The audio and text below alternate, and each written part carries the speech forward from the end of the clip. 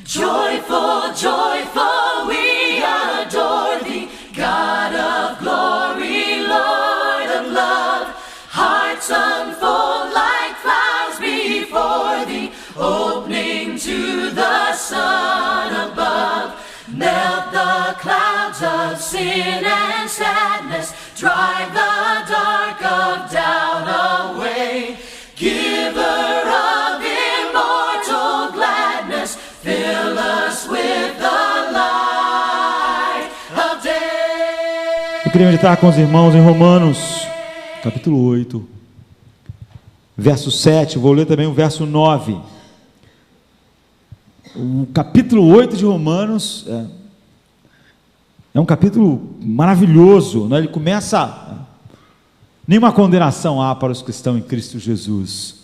Ele é um capítulo que muitas pessoas se alegram, e às vezes essas mesmas pessoas que se alegram não se aborrecem, porque ele depois começa a falar que Deus nos predestinou para sermos conforme a imagem do seu Filho, que ele predestinou, ele chamou, que nenhuma condenação há para os que estão em Cristo Jesus, mas ele também diz: quem intentará acusação contra os eleitos de Deus?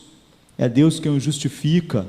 Enfim, um capítulo maravilhoso, longo, mas nós queremos meditar no versículo 7, que diz algo que está entre essas coisas que muitas pessoas preferem não ver muito no capítulo 8 de Romanos, e se apegar apenas a algumas. Diz assim: o pendor da carne é inimizade contra Deus. Em outra versão: porquanto a inclinação da carne é inimizade contra Deus, pois não está sujeita à lei de Deus, nem na verdade o pode ser. E o apóstolo Paulo não deixa nenhuma brecha para alguém dizer: olha, eu sou filho de Deus, mas estou na carne. Não é possível, não é? A inclinação da carne é inimiga de Deus. Quem está em Cristo foi feita a reconciliação. Então ele diz no versículo 9: vós, porém, não estáis na carne, mas no Espírito, se é que o Espírito de Deus habita em vós. Mas se alguém não tem o Espírito de Cristo, esse tal não é dele. Então a inimizade foi quebrada.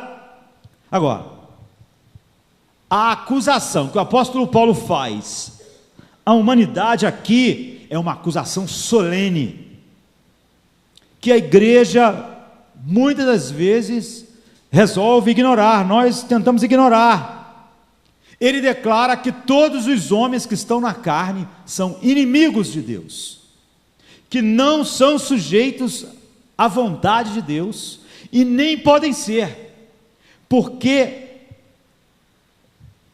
a essência da vida na carne é a inimizade contra Deus. Quando nós pensamos naquilo que o ser humano era, quando ele foi criado apenas um pouco menor do que os anjos, não é maravilhoso? Quando nós pensamos que o homem foi criado e ele era companheiro de Deus e andava com ele no jardim do Éden, na variação do dia, quando nós pensamos na comunhão perfeita do ser humano com Deus, quando eu penso que o ser humano foi feito à imagem de Deus puro, sem mácula, amando a santidade, amando tudo que Deus ama, nós não podemos deixar de sentir um amargor em nossos corações ao lermos essa acusação solene contra todos os homens. Todos nós, como nós nascemos neste mundo, há muito o que se entristecer ao olharmos para o mundo, para as pessoas, para os bilhões de pessoas que enchem esse planeta, porque é como você olhar para as ruínas da humanidade. Sabe quando você olha para as ruínas de Atenas, as ruínas do Antigo Egito, as ruínas de Jerusalém, quando você olha para as ruínas do Império Romano, você imagina que havia uma grande civilização, mas agora só tem esses escombros. Tudo que a gente consegue ver da humanidade hoje são ruínas, sabe? É como Jeremias vagando por Jerusalém completamente assolada. Ele chorou, ele se lamentou, ao livro de Lamentações de Jeremias, olhando para aquela destruição, aquela cidade que tinha sido a cidade de Deus, cidade fundada para mostrar a glória de Deus, era ruínas. É assim que a gente olha para a humanidade. Nós sabemos o que a palavra carnal significa. Alguns tradutores antigos colocam assim: a mente da carne é inimizade contra Deus. Ou seja, naturalmente a alma que nós herdamos, a vida que nós herdamos dos nossos pais, como nós nascemos, a mente carnal, os sarcos, fronema, é inimizade contra Deus. Os desejos, as paixões da alma, o que sobrou do homem, é um amontoado de paixões e desejos que são inimigos de Deus. Então, antes de nós olharmos essa doutrina, nós temos que pensar que o apóstolo Paulo, ele constrói isso de uma maneira muito interessante. Ele diz: a mente carnal é inimizade contra Deus.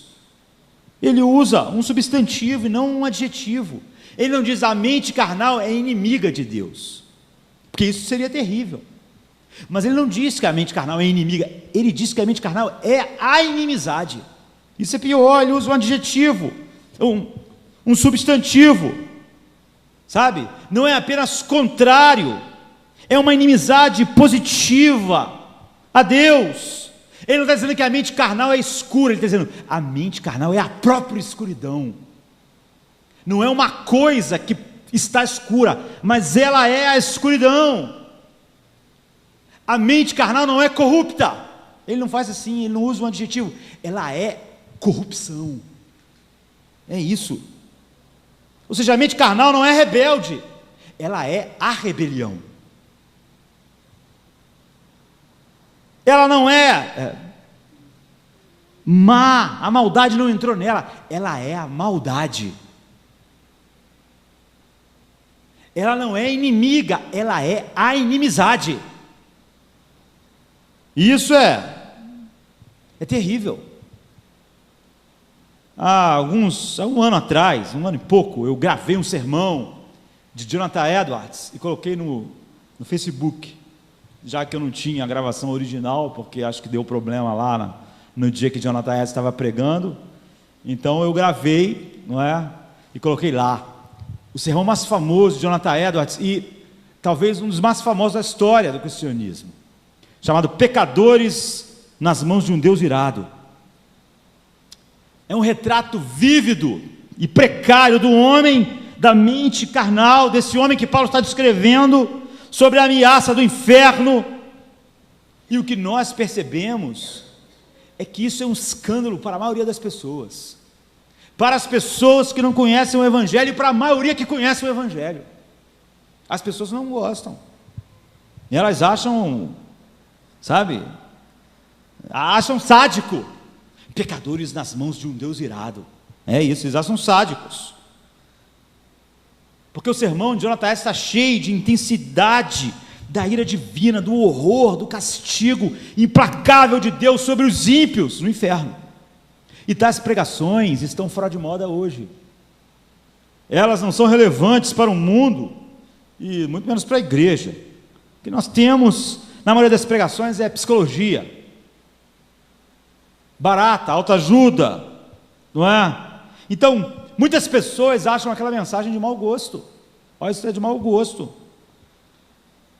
E o que nós percebemos é que muitas pessoas que são cristãs, que se dizem cristãs, elas ficam indignadas, elas ficam furiosas com Jonathan Edwards, não é?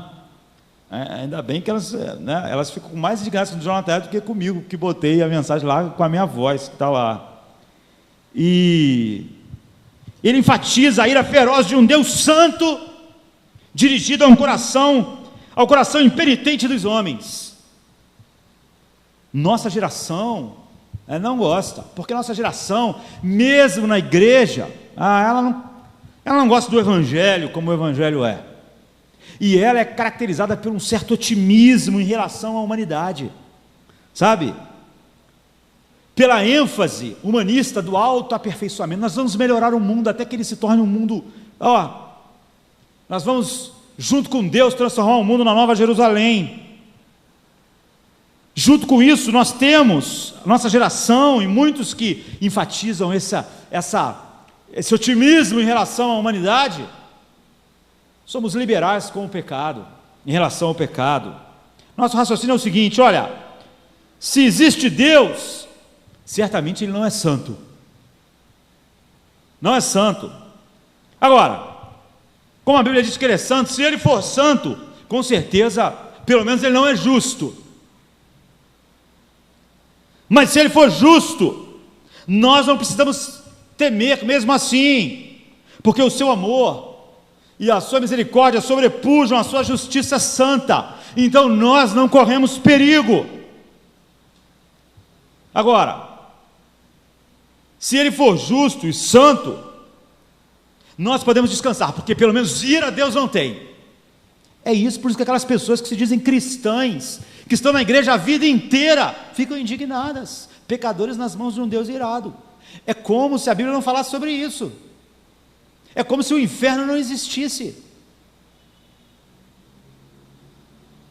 Se pararmos para pensar com seriedade, durante um segundo sequer, nós reconheceríamos que estamos errados.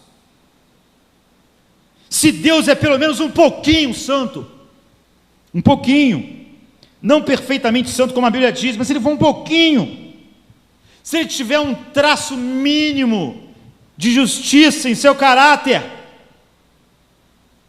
se Ele de fato existe, como Ele poderia não estar irado com este mundo? Nós violamos diariamente a santidade de Deus, nós nos deleitamos naquilo que Ele odeia, tudo que Ele criou e ordenou ser usado de uma maneira, nós usamos de outra. Ele nos dá o sexo e nós fazemos disso uma infâmia,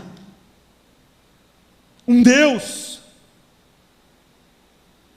uma perversão. Nós insultamos a justiça de Deus. Todos os dias os homens pisam na graça de Deus, que se manifestou perfeitamente na cruz. O que Jonathan Edwards fez foi perceber a natureza da santidade de Deus. Ele percebeu que os homens ímpios têm muitos motivos para temerem, como Jesus enfatizou. O intuito dele não é a teologia do terror. O seu anseio é pregar sobre a santidade de um Deus puro, santo. Enfatizar isso não é um desejo sádico de assustar, mas é um coração cheio de compaixão pelo homem que está debaixo dessa ira, e um zelo pela santidade de Deus. A Bíblia diz: do céu Deus manifesta a sua ira sobre os homens. Então, na aplicação da severidade da ira de Deus no seu sermão, o raciocínio de Jonathan Edwards é claro. Primeiro, a ira de Deus é a ira divina. Deus é infinito, a sua ira não é uma paixão como a nossa, ela não tem fim. Então lá no sermão ele contrasta isso com a raiva dos homens, a raiva de um rei. O que o rei pode fazer tem limites. A raiva de alguém poderoso, a raiva do vizinho. O cara pode pegar um tiro, uma revolta e dar um tiro, mas depois ele não pode fazer mais nada. Ele contrasta o rei mais poderoso, mas não é a ira do rei mais poderoso, é a ira de um Deus eterno. A ira humana termina, a ira humana tem um ponto final, ela é limitada. Mas a ira de um Deus infinito é infinita. Em segundo lugar, ele diz que a ira de Deus é intensa. A Bíblia sempre fala sobre, por exemplo, Jesus pisando o lagar da ira de Deus, enchendo o copo. A Bíblia diz que os homens vão pedir para que as montanhas caiam sobre eles, para esconder eles da face, da ira do Cordeiro. É o que a Bíblia diz. A ira de Deus não é uma irritação, não é um leve desagrado, é um furor consumidor. Deus é um fogo consumidor. Em terceiro lugar, sabe, ele leva as pessoas a pensarem que a ira de Deus no inferno não tem fim. Se nós tivéssemos compaixão pelos nossos semelhantes, nós choraríamos amargamente. Nós não aguentaríamos ficar expostos à fúria de Deus por um segundo. Nós vimos como Cristo ficou quando Ele ficou debaixo dessa ira. Ele é a segunda pessoa da Trindade. Mas as pessoas anelam por sermões que fazem elas terem um cochilo no domingo e um sono tranquilo do domingo para a segunda-feira. Então nós desprezamos os ensinos sérios de Jesus a respeito disso. Agora, se nós cremos que a Bíblia é a verdade, e as pessoas que ficam indignadas lá com o sermão de Jonathan Edwards, elas dizem que creem, mas elas não creem. Elas não podem estar lendo a mesma Bíblia do Deus que derramou sua ira sobre o seu filho, não podem. Jonathan Edwards diz assim, faz uma observação no seu sermão: quase todo homem natural que ouve acerca do inferno se ilude, pensando que escapará dele, confia em si mesmo para garantir a própria segurança.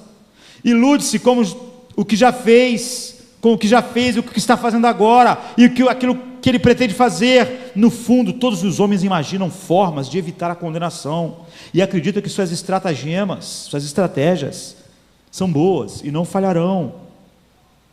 A questão é, como você reage a um sermão como esse de Jonathan Edwards? Você sente temor?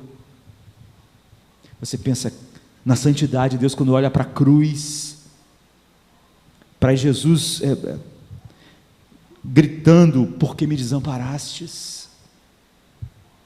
Para a ira de Deus? Ou você fica com raiva, como grande parte das pessoas que se dizem cristãs ficam, junto com o mundo? Consideram a ira de Deus um conceito primitivo, repulsivo. Será que diante disso nós achamos também que o inferno é uma coisa primitiva, de um Deus primitivo? Se é assim, nós não acreditamos que o Deus que nós adoramos é santo. Não acreditamos na visão de Isaías que diz que os serafins, querubins cantam: santo, santo é o Senhor, santo. Se nós desprezamos a justiça de Deus, nós não somos cristãos. A cruz não tem significado, não tinha nenhum sentido Deus vir ao mundo sofrer a punição e a ira, se ela não existe. Morrer na cruz. O que nós temos que entender, e que aquelas pessoas têm que entender, que se elas odeiam a ira de Deus, elas odeiam Deus. Você não pode odiar a expressão do caráter de Deus e dizer que ainda o ama. Podemos protestar, sabe, contra essas verdades, mas isso só vai mostrar a sua hostilidade contra Deus. E muitas pessoas lá, elas escrevem, e outras pessoas dizem: não é Deus que eu odeio Jonathan Edwards, eu odeio esse tipo de sermão, porque o meu Deus é completamente doce, o meu Deus é completamente amor, o meu Deus não é assim. Entretanto, um Deus que possui amor e não possui ira não está na Bíblia, e um Deus que possui amor e não está irado contra o pecado não é amor nada, porque Ele consegue ver o mal e não ser incomodado por ele. Então Jonathan Edwards pregou outro sermão famoso, que é o que na verdade é o nosso assunto hoje. Nós vamos deixar os sermões de Jonathan Edwards para lá, mas ele pregou homens naturais, inimigos naturais de Deus. É sobre isso que Paulo está dizendo em Romanos 8,7. O pendor da carne é inimizade contra Deus. A Bíblia não deixa dúvida. Somos inimigos de Deus. O ser humano não é amigo de Deus. Por que aquelas pessoas ficam tão irritadas? Porque elas são inimigas de Deus. Elas não gostam. E nós não ficamos surpresos. Nós não esperávamos que as pessoas gostassem. Não o mundo. Nós esperávamos que os cristãos gostassem, partindo do princípio de que os cristãos são todos regenerados, e sabemos que não é verdade. Mas Paulo diz: o pendor da carne, a mente humana, o seu sentimento são inimigos de Deus. quando eles veem a feiura do pecado e a santidade de Deus, e a ira de Deus contra o pecado, em vez de eles ficarem irados contra o pecado, eles ficam irados contra Deus. Em vez de aquelas pessoas ouvirem aquilo tudo, a respeito do pecado, da santidade de Deus, e ficarem indignadas com o pecado, elas ficam indignadas contra Deus. Elas ficam iradas. Então, se o título do sermão de Jonathan Edwards era pecadores nas mãos de um Deus irado, saiba que Deus está nas mãos de pecadores irados. Os pecadores estão irados com Deus. É natural que o homem odeie Deus, que o homem natural odeie Deus. Como nós poderíamos adorar um ser santo? A nossa irritação do ser humano transforma-se em raiva, as pessoas têm paixão, elas ficam furiosas. A maioria das pessoas vão negar, não, eu não fico furioso com Deus, eu não odeio Deus. Eu não amo Deus como eu devia, mas eu amo. Quase nenhum ser humano admite que odeia Deus, ou que é inimigo de Deus. Faça uma pesquisa. Paulo está dizendo, a mente do homem é inimiga de Deus, é inimizade, mas o homem não acha isso. Mas Paulo diz na sua carta aos Romanos, se nós, quando éramos inimigos, fomos reconciliados com Deus mediante a morte do seu Filho, Romanos 5,10, o tema central do Novo Testamento é reconciliação. Não há necessidade de reconciliar quem é amigo. O amor de Deus por nós, que nos reconciliou, quando nós éramos inimigos, é o que Paulo diz, esse é o tema do Novo Testamento, a mente carnal é inimiga de Deus, há uma hostilidade contra Deus, que se revela no pouco valor que nós damos a Deus. Por que aquelas pessoas ficam furiosas? Porque elas dão um pouco valor a Deus, Deus tem mais a que aguentar o pecado das pessoas, não ficar nada furioso. Qual o direito que ele tem de ficar furioso? Não tem direito nenhum. Ele criou o homem, não fez mais do que a sua obrigação. Dá a eles respiração, vida, sol, chuva, comida. E ele tem mais a que receber a ingratidão dos seres humanos mesmo. O pouco valor que nós damos a Deus mostra o pouco prazer em contemplar a beleza da santidade de Deus. A dificuldade que o homem tem em adorar a Deus, estar em oração, estar com a sua palavra, a tendência natural de fugir de Deus, como Adão. Às vezes a palavra de Deus vem sobre nós, e a única coisa que ela desperta em nós é fúria, desprazer, achamos tudo duro, nunca estamos furiosos, nunca achamos o pecado tão feio, achamos o Deus Santo muito duro. Não fale sobre isso. Por natureza, o amor a Deus não está em nós, Paulo está dizendo. Nós nascemos inimigos de Deus, e precisamos ser específicos, inimigos mortais. Há uma repugnância no homem com respeito a Deus. Nenhum argumento filosófico, teológico, nenhuma estratégia humana pode quebrar essa hostilidade. É isso que as pessoas às vezes, que até se dizem reformadas, fingem esquecer que a Bíblia ensina, com as suas estratégias patéticas. Se Deus colocasse a sua vida em nossas mãos, Ele não estaria seguro, nós iríamos não ignorá-lo, nós iríamos destruir Deus. Você pode dizer, não exagere, pastor, Deus veio ao mundo e o que nós fizemos com Ele? A única vez que Ele se colocou nas nossas mãos, o que nós fizemos com Ele? Eu acho patético muitas pessoas que abraçam mais a política humanista do que o Evangelho, dizem, se nós fôssemos mais parecidos com Cristo, o mundo aceitaria o Evangelho. Isso é patético. Como? Jesus veio ao mundo e mataram Ele. Quanto mais parecido com Cristo, mais o mundo ia nos odiar. Jesus disse, se o mundo vos odeia, saibam que primeiro Ele odiou a mim. Eles te odiarão vocês por minha causa. A Bíblia jamais disse isso. Quanto mais parecermos com Cristo, mais o mundo vai nos amar. Isso é papo, não é Evangelho. Aquelas pessoas não queriam só matar Jesus. Aquelas pessoas são nós seres humanos. Eles não queriam só se livrar deles, eles tinham que zombar, eles tinham que cuspir, eles tinham que botar coroa, eles tinham que chicotear. Você não vê o ódio? Não é só matar. Matar já envolve muito ódio. A natureza humana de Jesus é que pereceu na cruz, não sua divindade. Mas se Deus colocasse a sua divindade em nossas mãos, nós a mataríamos. Sabe?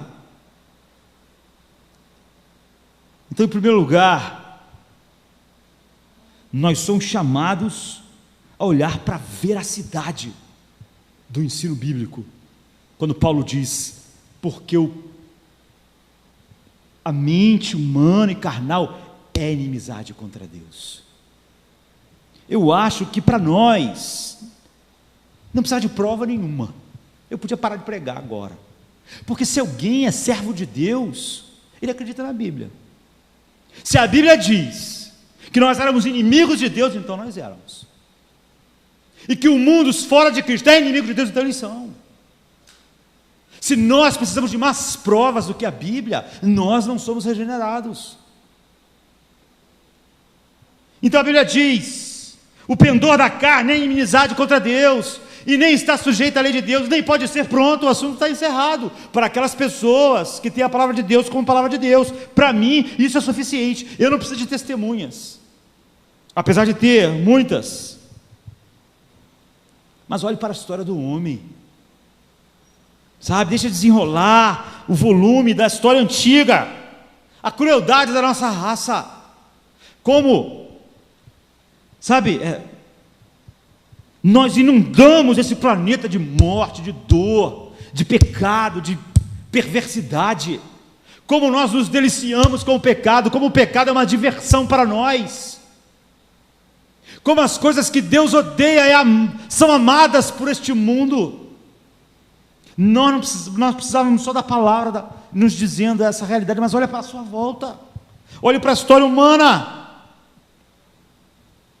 olha o que as pessoas, o ser humano natural construiu como culto. As maiores perversões faziam parte do culto daquelas pessoas, do ser humano.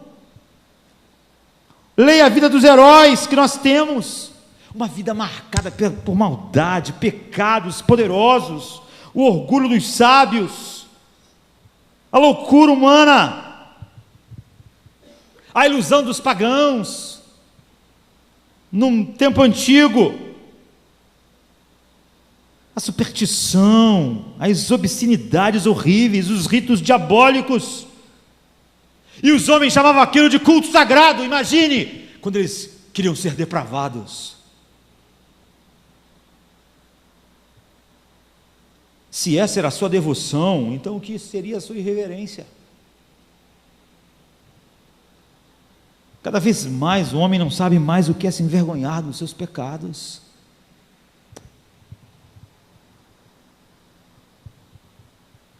E se nós olharmos para os homens mais santos que viveram neste mundo, o que eles dizem? Vamos esquecer os homens assim, mas vamos olhar para os mais santos.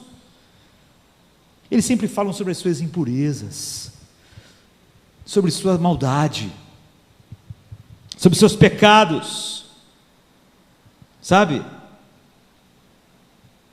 Eles não falam de si mesmos como seres humanos ótimos. Olhe para Davi, um homem segundo o coração de Deus, e qual a declaração dele? Eis que em iniquidade eu nasci, e em pecado me concebeu a minha mãe. É isso que homens santos confessam, sua iniquidade, sua maldade. Olhe para Paulo, miserável homem que sou, quem me livrará do corpo desta morte? Nós não precisamos de nenhuma prova lá do mundo, nós precisamos só da palavra de Deus, daquilo que Paulo falou, daquilo que a Bíblia diz, do que Jesus diz. É do coração do homem que flui todas as maldades. Mas olhe para a sua própria consciência, o que ela diz? Para você, essa hostilidade contra Deus, é porque os homens estão irados com Deus. Por causa disso, essa é a comprovação da afirmação de Paulo. A mente natural é inimizade contra Deus. A sua consciência, coloque ela no banco aí de testemunhas agora. E o que ela diz? Sabe? A seu respeito. Seu coração já não pensou muitas vezes: eu gostaria que não houvesse um Deus.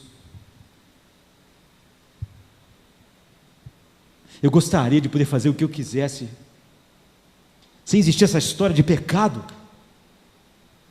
Não é assim que, muitas das vezes, sabe? Se tudo isso não fosse verdade. Não há um monte de pessoas que vivem na igreja só se restringindo, não há uma mudança. Ele só espera mudar de líder. Se o outro líder falar para ele assim: não, isso aqui pode, ele vai correndo o que ele queria. Se alguém um dia falar para ele: todo pecado está liberado, ele vai correndo. O que ele está dizendo é o seguinte: como eu gostaria que Deus não existisse. Como eu gostaria de ouvir alguém dizer: o pecado não é pecado, não existe Deus para dizer que uma coisa é pecado ou não. Que Deus não existe, não é santo. O do homem queria ser Deus porque ele não queria estar restrito pelo Deus que existe. Então a liberdade do homem precisa ser a morte de Deus. E as nossas consciências podem nos mostrar que muitas das vezes em nossas vidas foi o que nós desejamos. Que não houvesse restrição. Até que fomos transformados. Sabe, de que todas essas coisas são farsa.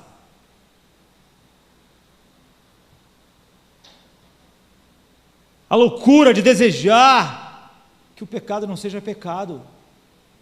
A loucura de desejar fazer algo e pensar: Deus vai compreender. Um salmo que diz o insensato no seu coração, não a Deus.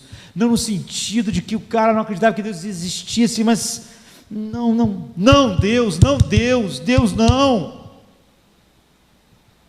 Por quê? Porque senão a Deus tudo é permitido. Já dizia o grande pensador: se não existe Deus, não existe certo e errado. Cada um decide por si mesmo. Então o insensato, ele queria isso. Eu não quero Deus nenhum. O que é isso? Inimizade. O que é desejar que alguém não exista? É o máximo do ódio. Eu desejava que essa pessoa não existisse. Não há uma expressão de ódio maior que essa. Eu seria feliz se você não existisse. A sua existência perturba a minha. É ódio, é ira. Todos nós, como homens naturais, confessamos interiormente que nós, a cada pecado, desejávamos que Deus não existisse. Agora, se um homem diz para você: eu queria que o João Marcos não existisse, você ia pensar que ele amava o João Marcos? Eu seria feliz se essa pessoa não existisse no mundo. Você pensa: por que ódio? É isso, o homem odeia Deus. É o que a Bíblia diz. Quando eu quero um homem morto, apodrecendo no túmulo, extinto, é o máximo. Paulo está dizendo: o pendor da carne é inimizade contra Deus. E muitas das vezes os nossos pecados diziam: eu preferia que Deus não existisse. Impiedade é viver como se ele não existisse, já que não pode fazer ele não existir. Só que essa ira dos homens contra Deus, um Deus na mão de pecadores irados, não deixa a maioria dos cristãos perturbados, não. A ira de um Deus santo deixa eles incomodados, porque eles estão do lado do pecado, estão do lado da mente carnal e não de Deus. Isso é inacreditável. Essas pessoas deviam dizer para Deus: não concordo de ter punido o seu filho. Que ira é essa? Essas pessoas são patéticas. Elas estão iradas contra Deus igual o mundo. Quantas vezes, olhe para a sua consciência, você não pensou, eu gostaria tanto que isso não fosse pecado. Puxa vida, isso é pecado, mas eu... Sabe? Ou então, será que isso é um pecado tão grave? Será que isso merece a morte? Será que isso merece o inferno e a ira de Deus? Não é o que as pessoas fazem. Será que é tão grave para haver uma rigorosa justiça e severa? Será que Deus tem que ser tão íntegro assim? Será que Ele não pode passar por cima de um pecadinho? Você comeu o fruto? Será que Ele pode não fingir que não viu? Não é isso que o homem pensa? A consciência deve responder, é verdade.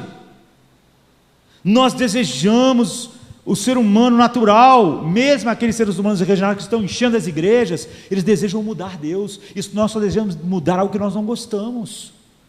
Aquilo que nós amamos, nós não mudamos. Nós queremos que permaneça. Nós falamos com alegria, ó Deus, o teu trono permanece para sempre.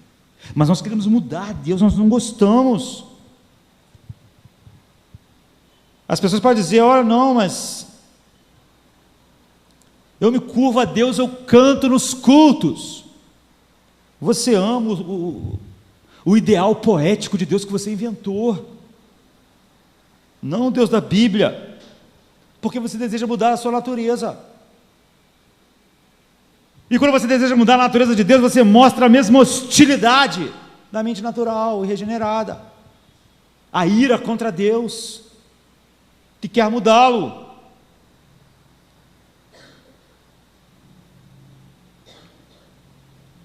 É por isso que o homem quebra diariamente as leis de Deus. Eles estão dizendo, nós nos importamos. Se tu não existisse, seria melhor.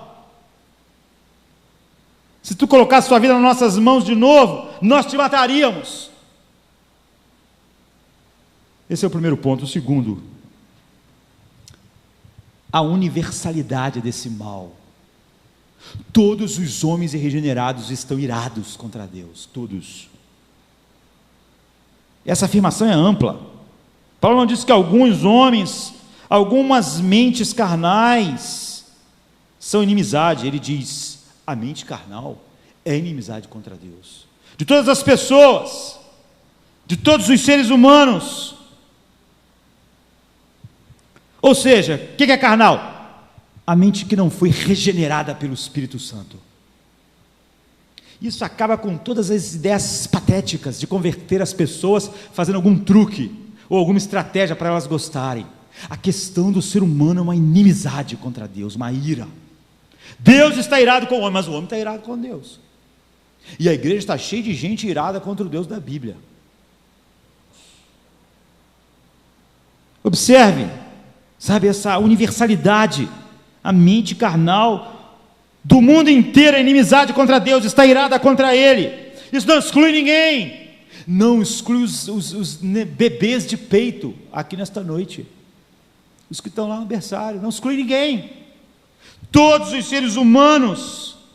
É por isso que nós costumamos chamar as crianças de inocentes, porque elas não tiveram uma transgressão voluntária ainda, sabe? Mas é só uma questão de tempo. É por isso que um poeta antigo diz, dentro do caçula que mama, encontra-se uma pedra. Esse é o coração. A mente carnal do bebezinho é inimizade contra Deus. Ela não se desenvolveu ainda a ponto dele expressar ela voluntariamente, mas já está lá. Algumas pessoas, como Pelágio, dizem que as crianças aprendem a pecar por imitação, o que não faz qualquer sentido, mas tudo bem. Leve uma criança para um ambiente de pessoas piedosas, deixe ela respirar o ar purificado da piedade. Deixe ele ler e olhar e ver só rascunhos da santidade de Deus neste mundo. Deixe os seus ouvidos ouvirem só louvor e adoração durante toda a sua existência. No entanto, quando crescerem, vão ser pecadores como todos os homens. Sabe? Você pode colocar uma criança num ambiente celestial, mas sem a graça de Deus, sua mente é um abismo que ama o pecado. Educar é a tentativa de controlar isso. Não é? Ninguém ensina as crianças. Ninguém precisa dizer educar a criança. Precisa? Não precisa. Não faça nada. Deixa ela. Deixa ela fazer tudo que ela quiser desde bebê. E você tem um monstro. É assim. É como a verdade de que alguns dos melhores pais do mundo tiveram filhos terríveis. Não é imitação, é a natureza. É isso que, esse otimismo que não é cristão, é a negação do cristianismo, mas que se encaixa com uma visão humanista da sociedade. Bate uma criança, nasce má. Todos nós nascemos assim. É por isso que Davi diz: eu em iniquidade eu fui gerado. Em iniquidade me concebeu minha mãe. Eu nasci assim. É como a cobra que nasce. Ela já nasce venenosa, bichinha. Não é assim? Já sai do ovo, porque ela não aprende a ser venenosa. Aquela é a natureza dela. E ela já nasce cobra. É assim. Vá amanhã, pega um leãozinho e crie na sua sala. Cria o bichinho, com comidinha, dê uns bifes para ele, e veja o que vai acontecer, sabe? Dê um pouco de liberdade, ele se mostrará tão selvagem quanto os leões. É a sua natureza. Assim é com a criança. Você pode educar, limitar, mas se ela não for regenerada, ela nada mais é do que um homem em que a sua mente é inimizade contra Deus. A mente carnal é inimizade contra Deus. Agora, passe das crianças para os homens mais inteligentes que esse mundo já viu. Eles não eram.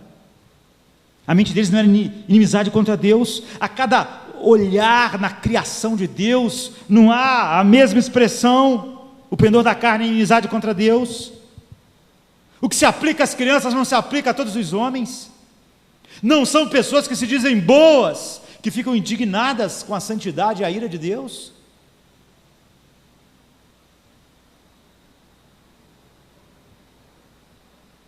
Sabe?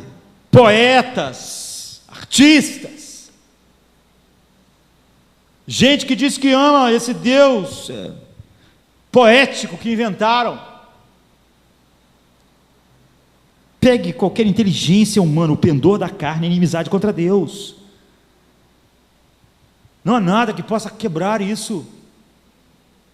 A Bíblia diz que Cristo desfez a inimizade, nada mais pode. O homem não sente prazer, não sente alegria, ele sente ira. A Bíblia diz que do céu se revela a ira de Deus sobre toda impiedade, mas não se engane, da terra se revela a ira dos homens contra o céu, contra Deus. E ele não estaria seguro se ele colocasse a sua vida, a sua divindade em nossas mãos, como não esteve seguro quando ele andou em nosso meio como um homem, porque os pecadores estão irados, mas isso não ira. Isso não desperta as paixões. Você não vai ver gente, não, mas se você, quando a ira de Deus é mostrada, logo essa inimizade fica evidente, porque as pessoas não são capazes de amar, sabe? Sem a regeneração é inútil e vão. mesmo que o cara viva na igreja a vida inteira. Um cristianismo superficial não quebra a inimizade. Um cristianismo externo, que não regenerou um homem, não quebra a sua inimizade contra Deus. Ele continua irado contra Deus. Ele pode construir um ideal de Deus falso, mas o Deus da Bíblia não, o Deus da Bíblia não. Eles vão dizer, eu não posso acreditar num Deus, está vendo? Eles não podem. Eles se sentem mal. Agora, as pessoas não deviam brigar com Jonathan Edwards, nem contra Paulo. Elas deviam dizer a verdade: eu não gosto de Deus, não do jeito que a Bíblia diz que Ele é. A Bíblia fala sobre essa universalidade, então, está em toda a mente carnal é inimizade contra Deus. Alguns podem dizer, não, às vezes é verdade, eu sinto essa hostilidade, mas não o tempo inteiro, não o tempo todo, sabe? Tem hora que eu até sinto simpatia por Deus, há momentos que isso acontece, mas não o tempo todo. A pessoa está se enganando, sabe? Não é porque o crocodilo não ataca alguém num dia que ele deixou de ser crocodilo. Não é porque o leão um dia passa perto da zebra e não despedaça ela que ele deixou de ser leão. Sabe? A natureza está lá. Ela vai funcionar amanhã. Isso não muda nada. Ou a hostilidade é quebrada ou não é. Ou a inimizade vira adoração, ou ela está lá. Sabe, a cobra pode passar no seu quintal, perto do seu filhinho, e não picar ele naquele dia. Isso não quer dizer que ela deixou de ser cobra. Não quer dizer que ela não vai picar amanhã. Por quê? Passar perto do seu filho sem picá-lo não muda a natureza da cobra. Ela fica lá intacta.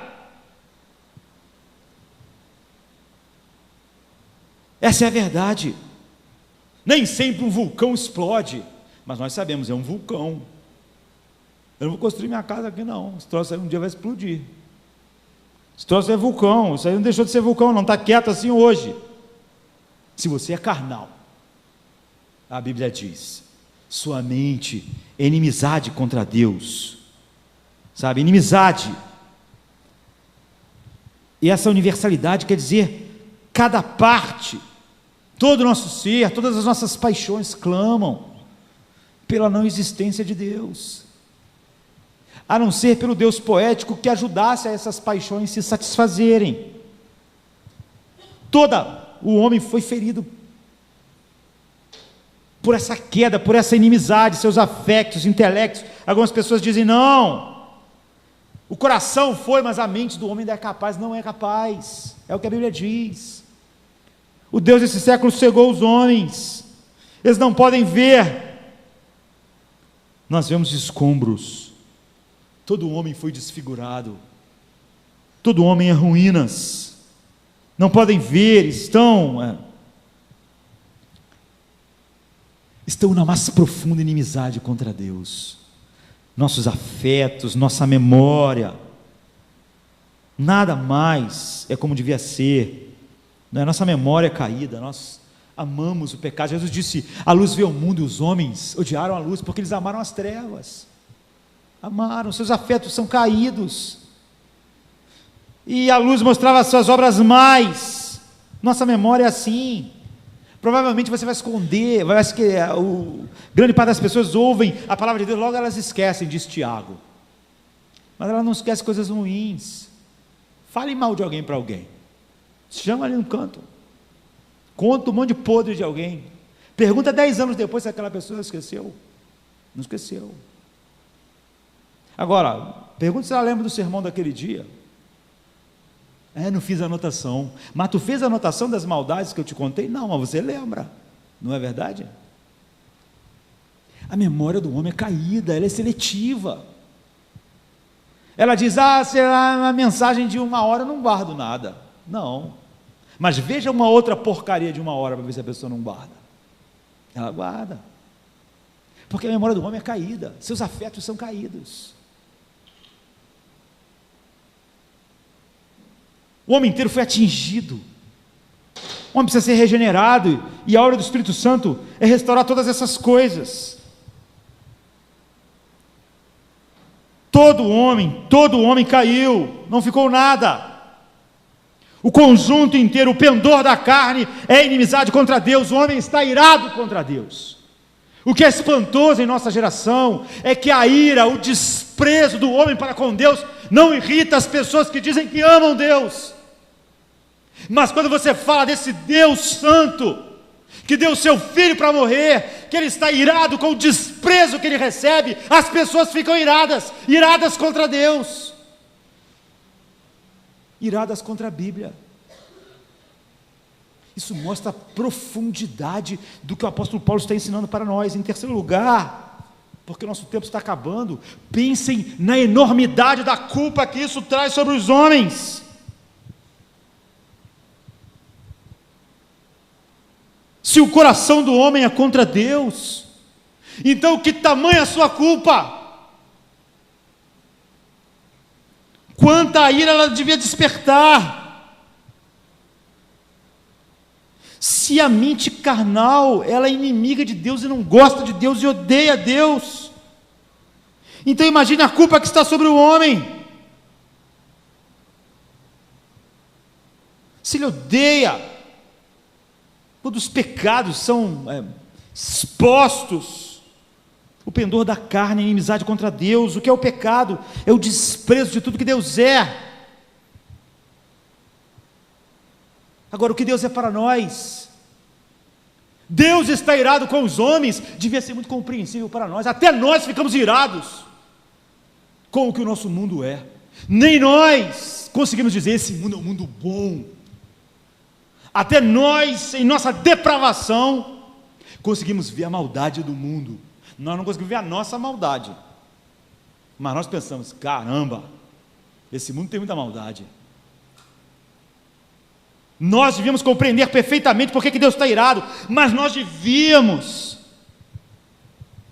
pensar por que o homem está irado com Deus. Ele é o Criador de todas as coisas, Ele carrega os pilares do universo, Ele criou as estrelas, Ele criou as flores, Ele criou o mar, Ele criou a vida, Ele é o autor da criação, nele as pessoas vivem, existem e respiram. Ele afirma ser o nosso rei, o nosso legislador, o nosso criador. Então que crime pode ser maior que odiá-lo? Se o homem deve tudo a ele,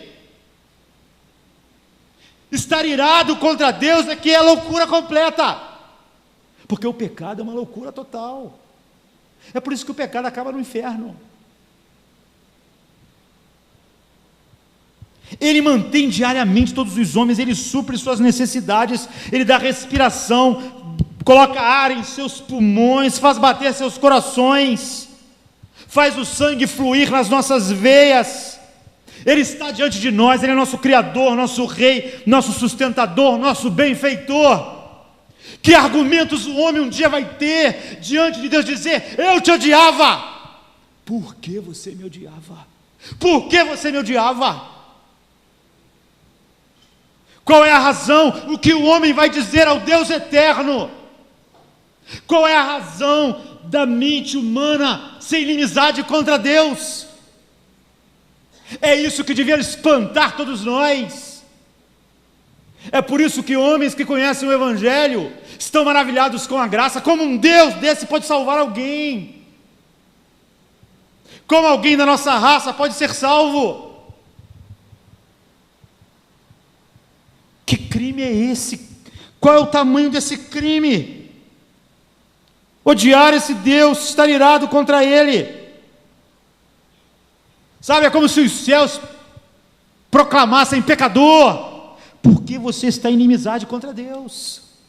Deus é santo, Ele é puro, sem defeitos, Ele criou todas as coisas. Quais são suas razões? Considere sua paciência, sua benevolência.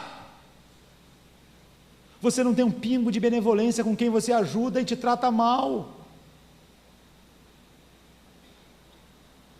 O dia de hoje o sol brilhou sobre nós vestimos roupas. Agora, o pendor da carne é inimizade contra Deus. A questão é, por quê? Por quê? Por que essa hostilidade? Por que as pessoas ficam tão chateadas quando se fala sobre a ira de Deus, se Ele tem todos os motivos para estar irado, e ao mesmo tempo elas mostram uma ira contra o Deus Santo, quando não tem nenhuma razão? Ele retém a vida dos homens até as portas da morte. É por isso que os homens odeiam Deus, por eles terem dado vida, um mundo, paciência, benevolência. Você odeia Deus porque Ele poupou sua vida em sua santa misericórdia.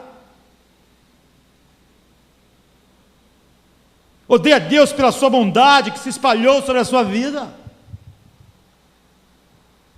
Ele poderia te ter enviado para o inferno há muito tempo atrás.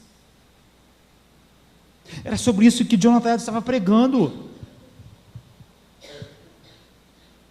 Por que? Porque a mente carnal é inimizade contra Deus. Ele enviou o seu Filho ao mundo. É por isso que nós odiamos Deus. Odiamos sua ira. Essa é a causa da inimizade.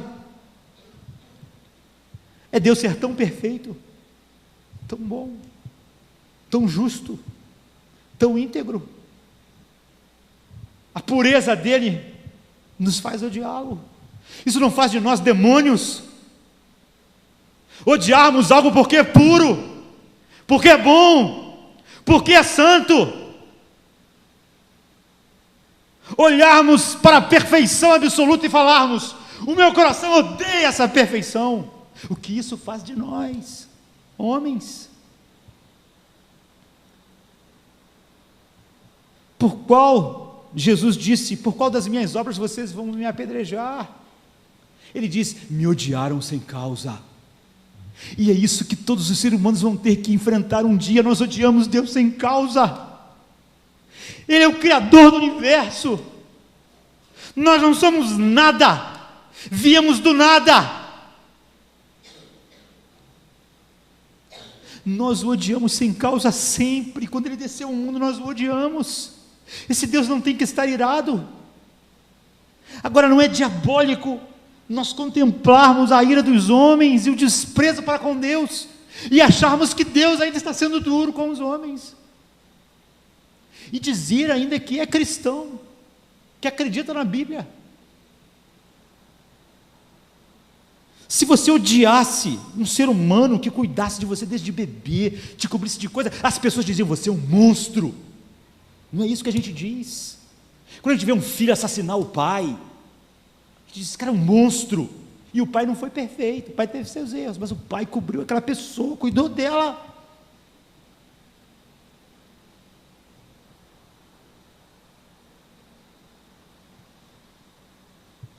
Se alguém diz falar: olha, minha mãe foi uma boa mãe, mas eu odeio ela, você pensa: que cara terrível, esse cara é do mal mesmo.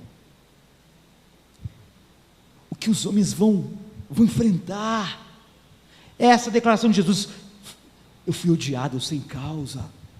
Ou então essa pergunta dele: por qual das obras minhas vocês vão me apedrejar? Quem me convence do pecado? Ele diz: cadê o príncipe deste mundo? Quem vai apontar que um dia eu fiz algo errado, fiz algo mal? E onde vão estar seus corações então? É um crime diabólico estar irado e odiar Deus. Paulo está dizendo: a mente natural é inimizade contra Deus. Você não há nem esperança de você mudar isso, porque se você falar: essa pessoa é inimiga daquela, a gente vai tentar ainda assim fazer ela ficar amiga. Mas se a pessoa é a inimizade não pode se tornar outra coisa. Ela é a inimizade. Você precisa de uma transformação de natureza. Odiar o que é essencialmente bom, odiar algo porque é santo, é diabólico. Que outro destino um mundo como esse podia esperar de Deus? o pendor da carne é inimizade contra Deus, sabe? Então há doutrinas finais que nós podemos deduzir. Se nós somos inimigos de Deus, assim como a Bíblia diz, como podemos ter mérito para sermos salvos? Como podemos desenvolver uma soteriologia baseada em que os homens foram escolhidos por Deus, porque Deus previu que eles eram bons? Isso é completamente absurdo. Nem Adão tinha mérito, porque algumas pessoas acham que Adão tinha mérito, mas isso é uma loucura. Quando Adão guardava tudo, obedecia a Deus, ele era o quê? Era um inútil, é o que Jesus diz, porque ele só fazia o que ele devia fazer. É a parábola de Jesus. Um servo que faz tudo perfeitamente é um servo inútil, porque ele não deixou Deus endividado em nada. Por quê? Porque ele só fez o que ele devia fazer. Nem Adão tinha méritos.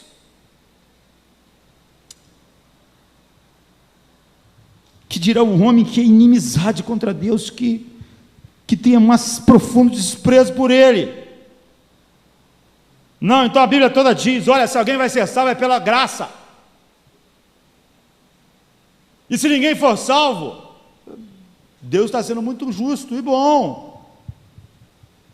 Ele não é bom por salvar os homens, Ele não salvou os anjos. Ele é bom em si mesmo. Ele é bom porque ama tudo que é santo e odeia tudo que é mal. Martinho Lutero disse: as pessoas se esquecem. Olha só, isso nunca muda.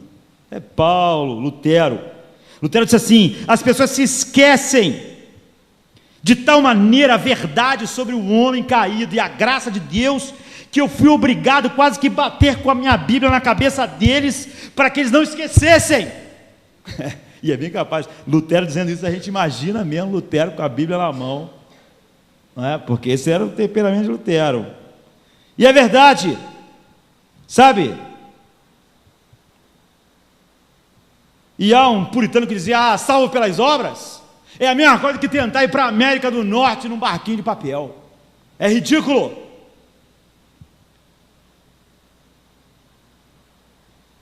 Salvação para os inimigos deve ser uma obra da graça, daqueles que odeiam, que estão irados contra Deus. E a verdade é que por nascimento todos os homens estão. É a afirmação bíblica, é a realidade à nossa volta. Mas sinceramente, há poucas pessoas no mundo que acreditam nisso ainda, mesmo na igreja. E elas acham que o homem lá no fundo tem uma certa bondade, e que Paulo não pode estar certo, que provavelmente Paulo está errado em Romanos, e elas decidem em Romanos onde Paulo está certo e onde Paulo está errado.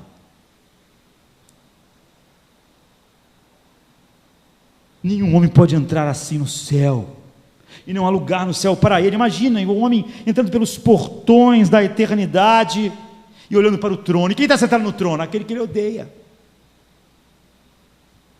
seu inimigo. Aí ele anda pelas ruas de ouro. E de quem é aquelas ruas? Do seu inimigo, do ser que ele despreza, do ser que ele queria que não existisse. Aí ele está lá naquela casa, mas a casa é do seu inimigo. Sem essa inimizade ser quebrada, o homem não pode ter, sabe, não tem lugar nenhum. Ele ficará mudo, imóvel, e pedirá aos montes que escondam ele de Cristo, porque não há resposta para a pergunta, para a razão da hostilidade, do ódio, do desprezo, da desobediência. Como George Whitefield dizia, um homem não regenerado seria tão infeliz no céu que ia pedir para ser jogado no inferno, para se esconder de Deus, sabe? Os inimigos de Deus não podem encontrar consolo em Deus, não pode se sentar na mesa do Cordeiro. Nosso tempo acabou. O que fazer? Como eu me sinto? O que me espanta é que há pessoas que se dizem cristãs, que ficam iradas contra Deus, sua ira, sua santidade, mas elas compreendem muito bem o mundo, o pecado do homem. Nós devemos defender a verdade do Deus que nós amamos. João 3,36 diz: quem crê no Filho tem a vida eterna, mas quem não, sobre ele permanece a ira de Deus. A ira permanece em nós, enquanto nós não fomos colocados em Cristo pelo Espírito Santo. Paulo coloca de outra maneira em Efésios 2,3: nós éramos por natureza filhos da ira, como o resto da humanidade. Não há ambiguidade, não há dificuldades. Minha própria natureza é merecedora da ira de Deus. Nós éramos filhos da ira. Filho, meu destino, sim, por estar irado contra Deus, irado contra a sua santidade, irado contra o seu ser santo, puro e perfeito, era o inferno. Paulo fala assim em 2 Tessalonicenses 1:8-9: a vingança daqueles que não obedecem ao Evangelho do Senhor Jesus Cristo, que sofrerão punição eterna. É isso. Esse é o Deus, esse é o Evangelho. Eu não era filho de Deus, Deus não era meu pai, eu era filho da ira. Um homem não regenerado é filho da ira, não é amigo, é inimigo.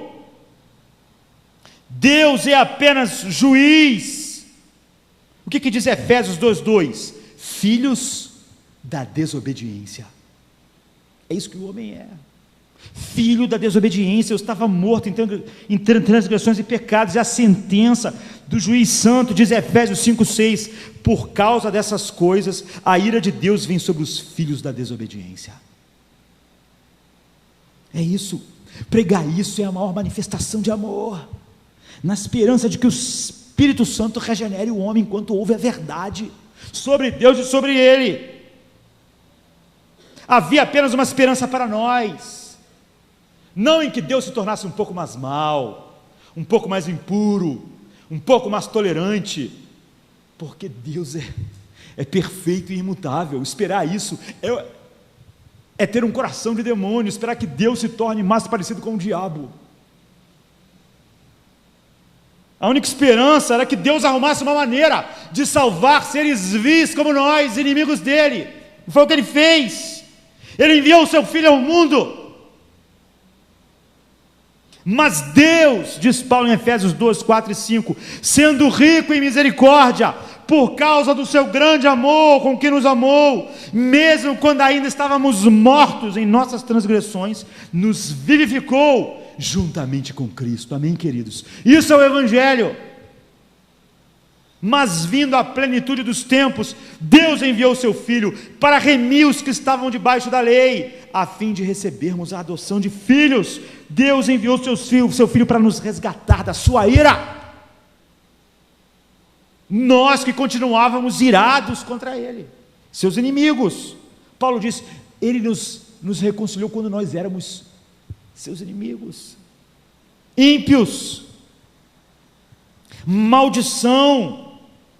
Gálatas 3:13 diz, Cristo nos resgatou da maldição da lei, fazendo-se maldição por nós, porque está escrito, maldito todo aquele que for pendurado no madeiro. Quem não está em Cristo está aqui. Se as pessoas do século 20 acham isso terrível demais, não podem conceber esse Deus, e se um monte de gente que diz cristão continua irado contra o Deus da Bíblia, saibam que Deus sim, é um Deus irado contra os pecadores. E o Deus que nós pregamos, em 1 Coríntios 1:23 diz, nós pregamos Cristo crucificado. Nós não vamos escapar disso, que é escândalo para os judeus e loucura para os gentios, exatamente porque a cruz fala de um Deus santo que pune o pecado, na cruz ou no inferno. Mas para aqueles que são chamados, é o poder de Deus e a sabedoria de Deus. Quem vê a santidade, a ira de Deus, e o resgate na cruz, e o amor dele pelo seu povo, em vez de ficar irado, como muitas pessoas ficam ao olhar para isso, não, para os que são chamados, isso é o poder de Deus, é a sabedoria de Deus, esse é o nosso Deus, esse é o nosso Pai, esse é o Evangelho. O fato é que os pecadores estão irados contra Deus, sabe? Ele enviou o seu Espírito, que agora em nossos corações clama em nosso coração que nós somos filhos de Deus. Abba, Pai. Nós não nos envergonhamos da ira de Deus, nós ficamos com o coração assustado ao pensarmos na ira que estava sobre nós, da nossa inimizade contra Deus, e como ainda assim, em vez de Ele nos jogar no inferno, Ele nos resgatou por graça. Não vem de vós, é dom de Deus, para mostrar as riquezas da sua graça. Nós devemos estar, todos nós que nos declaramos cristãos, chocados com a ira dos homens para com Deus, o que os homens vão dizer diante de Deus, como eles vão viver eternamente a culpa de ter sido inimigo a vida inteira de um Deus santo, perfeito e bom. Como o homem pode ter vivido para o desprazer e desprezo e odiado esse Deus? Mas isso não choca a nossa geração, e nem grande parte daqueles que dizem ser filhos de Deus. Por quê? A sua inimizade contra o Deus verdadeiro ainda não foi quebrada, e nós devemos orar por essas pessoas, para que elas sejam regeneradas, porque não basta fazer parte de uma igreja, ao mesmo tempo que oramos por todas as outras pessoas, para que Deus as salve, por sua graça, não apelando para a justiça de Deus, porque o que a justiça de Deus faz ou faria com aqueles que o odeiam sem causa, e que vivem para o seu desprazer, a não ser dar justa punição a todos. Clamemos por graça, enquanto pregamos o Evangelho da verdade, clamemos: salve-os, Deus, salve-os, para a glória do teu nome. Vamos ficar de pé, em nome de Jesus, vamos orar.